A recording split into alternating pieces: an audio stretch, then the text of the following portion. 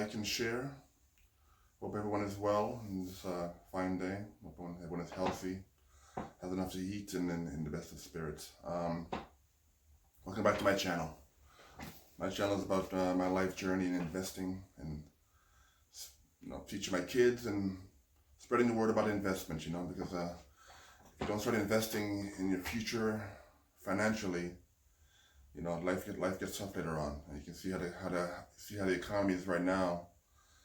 People are out of jobs because they didn't invest in the stock market, didn't invest in financing, didn't educate themselves in financing. So now you lost your job. Things are tough right now. Now you have to depend on people. And the worst thing is having to depend on people who you have no faith in. Most of us don't have faith in the government to take care of us when we get sick, or like times like these now, they're handing out money and stuff like that. But eventually we're all going to pay it all back. It ain't free money. The taxes are going to be coming pretty soon. So you gotta invest in yourself. I've been reading a lot of books. I've read. I'll tell you a story. About 30 years ago, when I first started my job, I'm a courier at one of the best, probably the best courier company in the world right now. But I'm not going to say the name. I may have said it earlier in previous videos, but I'm not going to say the name right now. A friend of mine, his name was Frank. He said, hey Albert, I want you to read this book. The book back then was called Rich Dad Poor Dad. But you're a young kid, you start a new job, you're making good money. Well, yeah, sure, I'll buy it.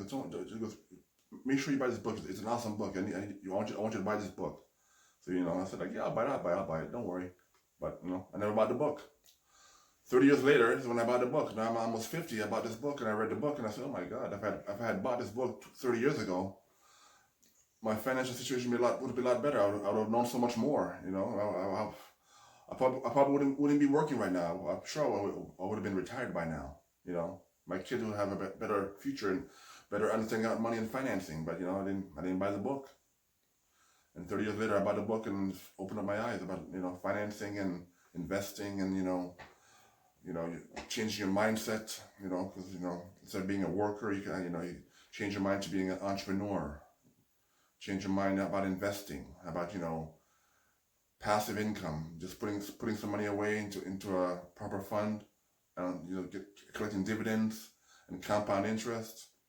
After 30 years of investing, even if I had gone to the S&P 500 index fund, the Vanguard VOO or Vanguard VTI, if I invested in like $300 a month in one of those index funds, or ETFs, sorry, I'd be a millionaire right now. I'd be sitting back, relaxing. This pandemic wouldn't affect me in any way because I had a passive income coming in. I probably own a few properties, money coming in, passive income coming in.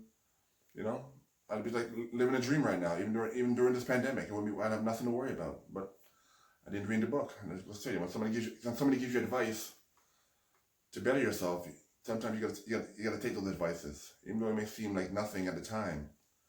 Those small little advices you get from people in your past turn out to be something monumental. So, you have to know when someone's giving you good advice and bad advice. But back then, that was good advice. I didn't take it. So that's one of my regrets. I didn't listen to my friend Frank. But look at 30 years later, I've read the book, opened my eyes. I've read other books.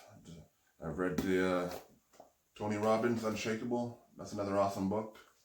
He's an awesome guy. He gives all of his money that he makes from these books to charity. Feed America, I think, on the charity. So he makes no profit from writing his books. His main focus is to educate people and help people. So you can't get any better than that. Together, he's a saint. And the next book that I read was the Little Book That Beats the Markets, and this talks about the magic formula. There's a formula you get from the website they give you in the book, and if you follow the formula, you pick the 20 to 30 stocks, and you follow the formula as how they put it in the book, you're going to gain about 50% interest on your money, compounded over time. So that's awesome, unbelievable. But they swear by it, and I haven't tried the formula yet myself, but I'm probably gonna eventually start the formula after I've already got my index, after I've already set up my ETFs and I'm gonna do some. I have like 4 or 5 ETFs that I want to buy, but I'm waiting till right now things are going pretty bad with the recession and everything. But people are saying it's gonna get worse. So right now, just stockpile cash, and when the stock market starts crashing even worse, and jobs are, it's sad to say, and it's bad to say that people start losing their jobs because these companies start laying off people. But as an investor, that's the best time to go in there and buy stocks. When companies start losing their value in a company and it's selling for a lot less than what it's worth, that's when you want to buy it cheap. Because eventually those stock prices are going to go back up again. And when they go back up, that's make a lot of money. That's what the rich do. That's how the rich keep getting richer. That's why when there's a recession and these markets tank, the people who don't know what they're doing lose all their money. The people who, like the Warren Buffetts and like Tony Robbins and Daniel Towns, all these guys who understand money and know how to make money, they sit back with all their cash and their money. When the stock markets tank, they jump in, buy up everything dirt cheap, sit back, and reap all the rewards. It's like investment. You buy a house. You don't want to buy a house when the price is at all-time highs. You want to buy a house when it's like ultimate cheap. When there's a recession and people have to sell their houses because they can't afford a mortgage, then they got to sell it cheap. As an investor, you go in there, you buy up the house. Even houses that are like what's called things, repossessed houses. You walk in there with your money, buy it dirt cheap, sit on it for a couple of years. When the economy kicks back up again and prices start going back up, then you sell it. It's the exact same in the stock market. Wait till the prices go down. You can do your own homework and research. You look at the all-time highs of a company. Some companies are selling us $100 a share, and then because of the stock market hits, it drops down to like $20 a share. You swoop in, buy up as much of those shares as you can, sit on it like an investment. When it starts climbing back up to its normal high of $100 per share, you can sell it, make a ton of money.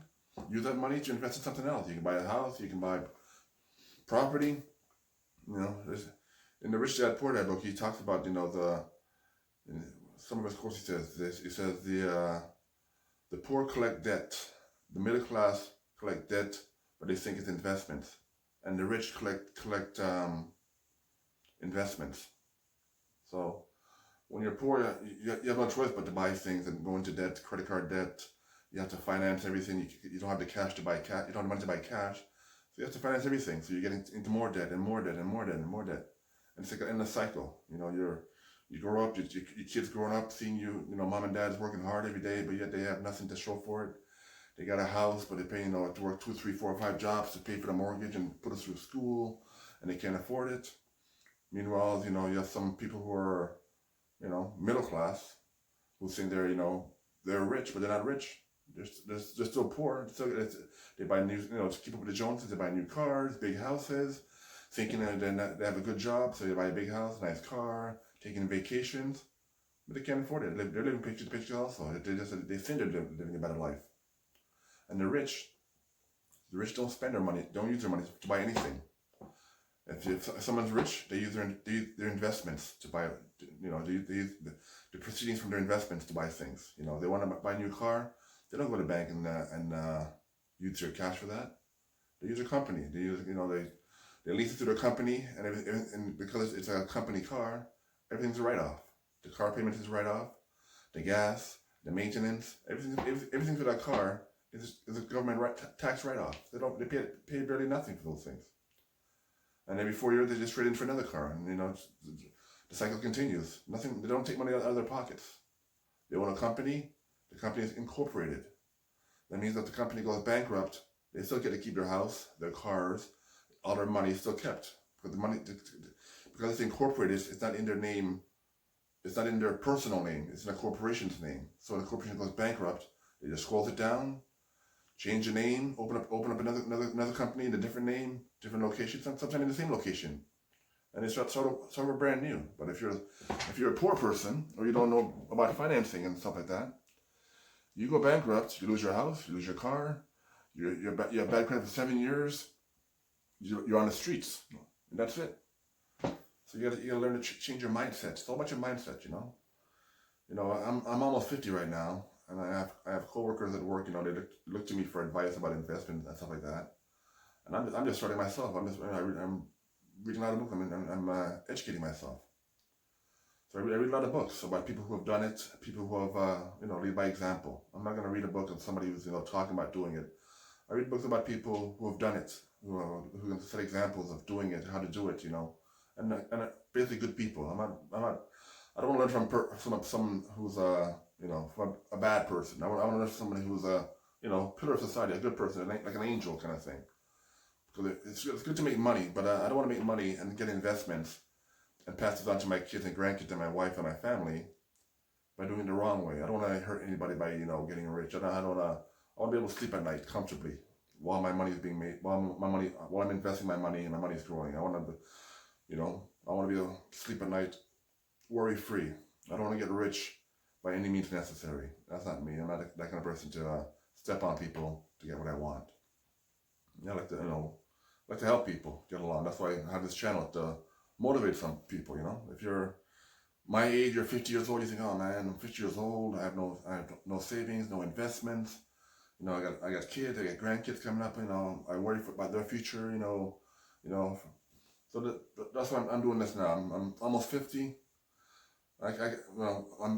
My investments that I'm doing now and for the future, even if I'm not around, to, you know, see it myself, I know that I'm starting a foundation for my kids, my grandkids.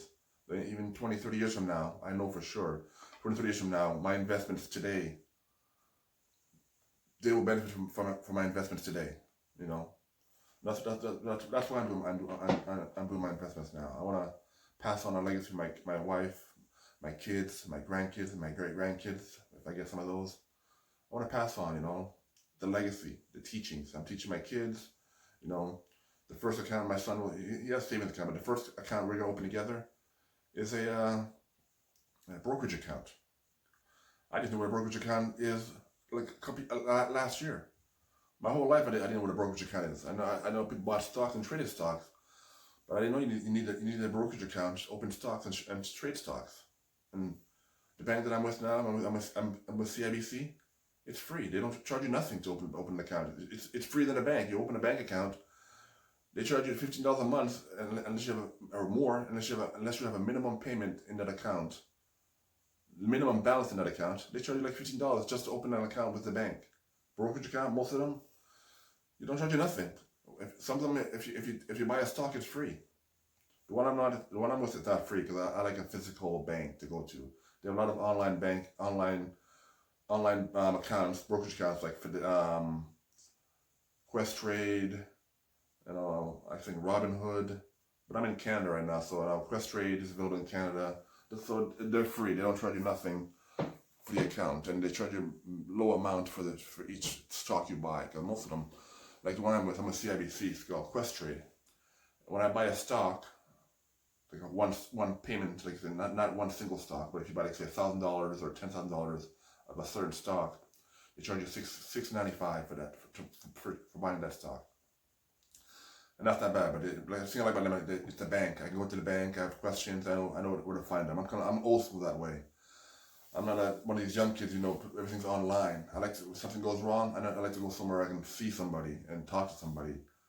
So that's just me though, but you know. And I'm a investor's edge.